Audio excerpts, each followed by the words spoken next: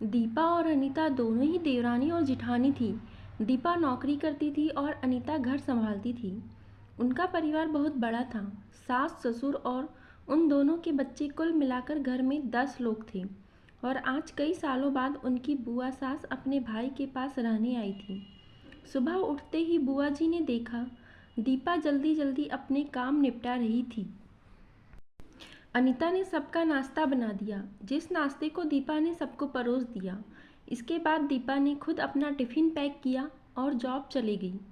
अनीता ने फिर दोपहर का खाना बनाया और थोड़ी देर बैठ गई अपनी सास और बुआ सास के पास। बुआ सास से रहा नहीं गया और अनीता से बोली कि छोटी बहू, तेरी जिठानी दीपा तुझ पर बड़ा हुक्म चलाती है। सुबह से देख रही हूँ रसोई घर में तू ही लगी हुई है और वो महारानी दिखावा करने के लिए सबको नाश्ता परोस रही थी। ये सुनते ही अनीता ने अपनी बुआ सास की तरफ देखा और बड़ी प्यार से कहा, नहीं, ऐसी कोई बात नहीं है बुआ जी, दीपा बहुत ही अच्छी है। बुआ बोली, तू बहुत भोली है अनीता, पर मैं सब समझती हूँ। इतनी बूढ़ी में ऐसे ही नहीं हुई हूँ। अनीता से अब रहा नहीं गया और वो बोली कि बुआ जी, आपको दीपा दीदी का बाकी सबको नाश्ता परोसना दिखा, मगर आपको ये नहीं पता कि उन्होंने मुझे डांट कर सबसे पहले नाश्ता करवाया, फिर चाय पिलाई और वो रोज़ ही मुझे सबसे पहले ही नाश्ता करवा देती है, वरना सबका नाश्ता बनाते तो मैं नाश्ता ही ना कर पाऊँ। वो मेरा कितना ख्याल रखती है। दीदी सुबह जल्दी उठकर मंदिर की सफाई करके फूल सजाकर रखती है और वो मुझे खुद से 1 घंटा लेट उठने को कहती है, क्योंकि मुझे उठते ही नहाकर सीधे रसोई में जाना पड़ता है। शाम को ऑफिस से आते वक्त दीदी बाजार से सब्जियां भी लेकर आती है, क्योंकि हमारे हस्बैंड रात को लेट हो जाते हैं। और दीपा दीदी ने सासू माँ को बाजार जाने के लिए मना किया है, क्योंकि माँ जी अब 60 साल से ऊपर की हो चुकी हैं, कहीं बाजार जाते समय उन्हें तकलीफ़ ना हो जाए। वैसे भी उन्हें घुटनों की परेशानी है और जब माँ जी को घूमने का मन होता है तो दीपा दीदी छुट्टी करके खुद उनको घुमाने लेकर जाती है। और हाँ बुआ जी, दीपा दीदी रोज़ शाम को आकर खाना बनाने में मेरी खूब मदद करती है, चाहे वो कितनी भी थकी हुई हो। वो मेरी जेठानी ज़रूर है, मगर वो मुझे अपनी छोटी बहन ही मानती है और मैं उन्हें बड़ी बहन मानती हूँ। ये सब सुनते ही बुआ चुप हो गई। शायद उसकी चुगली अनीता के आगे फेल हो चुकी थी। शाम को दीपा सब्जी की थैली अनीता को पकड़ाते हुए बोली कि अनीता, सब्जियों के साथ वाले थैले में तुम्हारी फेवरेट लेखक की किताब भी लाई हूँ। ये सुनकर अनीता खुश हो गई और बोली, थैंक्स दीदी। अनीता सब्जी की थैली किचन में रखी और किताब रखने अपने कमरे में चली गई। तभी बुआ जी ने दीपा को आवाज़ दी, बड़ी बहू, जरा यहाँ आना। दीपा बोली, जी बुआ जी। तभी बुआ बोली कि तुम इतनी मेहनत करके कमाती हो और ऐसी ही फालतू किताबें खरीद कर पैसों की बर्बादी कर रही हो, वो भी अपनी देवरानी के लिए।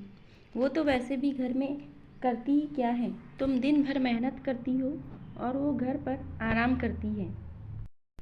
इस बात पर दीपा मुस्कुराई और बोली, क्या बुआ जी, आराम? और अनीता, उसे तो कह कह कर आराम करवाना पड़ता है।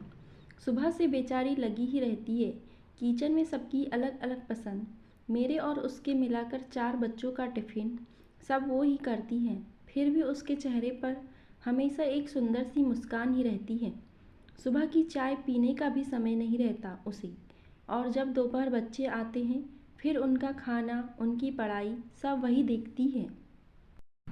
वो है, इसलिए मुझे बच्चों की चिंता भी नहीं रहती और मैं अपना पूरा ध्यान ऑफिस में लगा पाती हूँ। कुछ दिनों पहले ही प्रमोशन मिला है। मम्मी पापा की दवाई कब ख़त्म हुई, कब लाना है, ये सब वही ध्यान रखती है।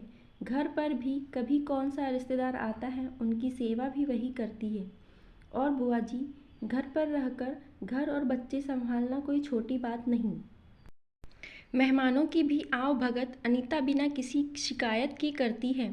उसे तो बस पढ़ने का ही शौक़ है। फिर क्या मैं अपनी छोटी बहन की छोटी सी इच्छा भी पूरी नहीं करूँगी? अगर उसकी इच्छा मैं पूरी नहीं करूँगी तो कौन करेगा?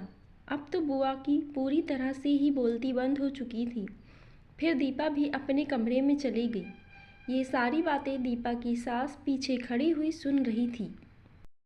वो बुआ के पास आकर बोली कि जीजी, ये दोनों देवरानी जिठानी जरूर हैं, मगर इनका प्रेम दो सगी बहनों से भी ज़्यादा बढ़कर है।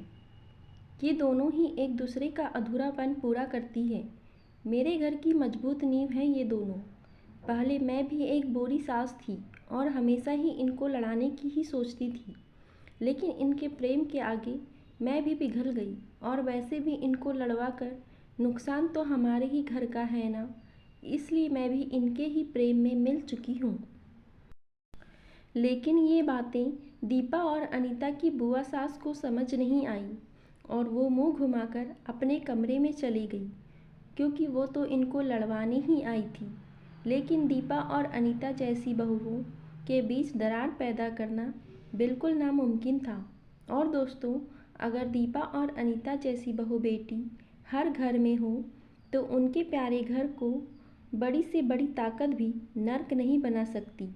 वाकई में ऐसी बहुएं हर घर में हो तो हर घर स्वर्ग बन सकता है। आप इस कहानी के बारे में क्या कहेंगे दोस्तों? ज़रूर कमेंट में ज़रूर बताएं।